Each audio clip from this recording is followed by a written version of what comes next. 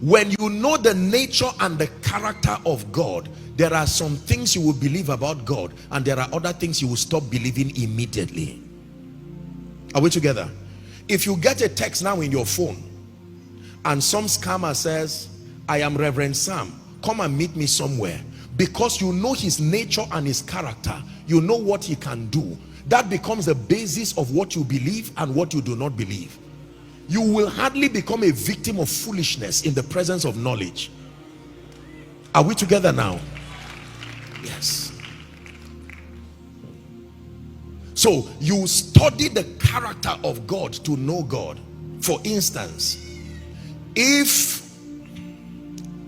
let me use a gentleman. Can I have any gentleman? Just come. Anyone, come. Now watch this. Let me use this gentleman. Everyone look at this. Assuming I want to send you to give him something and you do not know him, you have never met him, I can use his nature and character to describe him for you. I will tell you, when you enter that office, look at a gentleman. He's generally calm. He usually likes to wear black. When you see a gentleman, most likely he will greet you.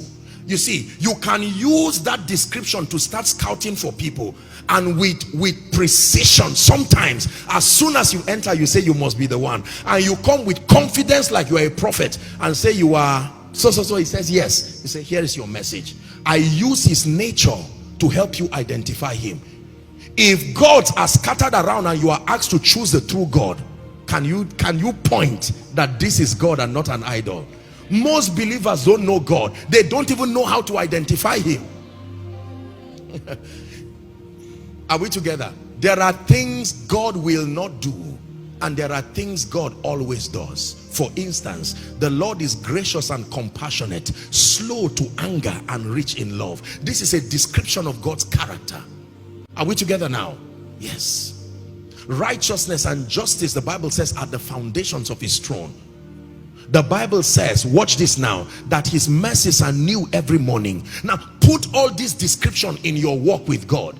Immediately the fear of doom leaves your life, that it is true that God is just, but his mercy triumphs over his judgment.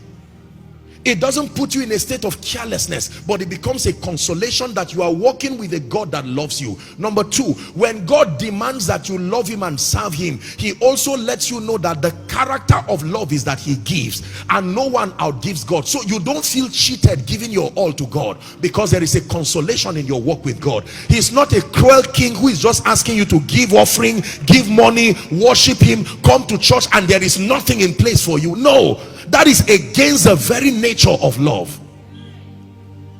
You are my God. Now it's not a special number, it's a revelation. You are my God.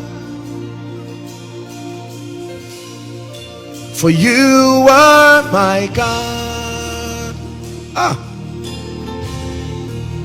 You are my God. Do you believe this? I'll forever be chasing after you. Since I found that you are my God, I'll be chasing after you. That I'll forever be chasing after you.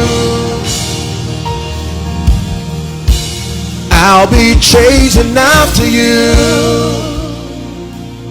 So when men ask you, why do you look like a fool serving God? What is in it for you?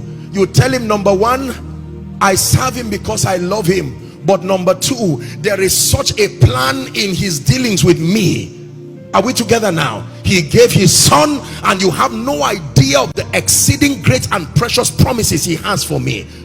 I serve him because I love him, but I do not serve him in vain. There are consolations. The disciples came to ask him a question. We have given all to follow you. It is not in his nature to rob men. No. You do not serve God and go down. This becomes your motivation to serve even in church, supervised or not. You spend your life like a fool and allow the naysayers laugh and say sorry for the remaining part of their lifetime, as they see God begin to showcase through your life what it means to be loved by God.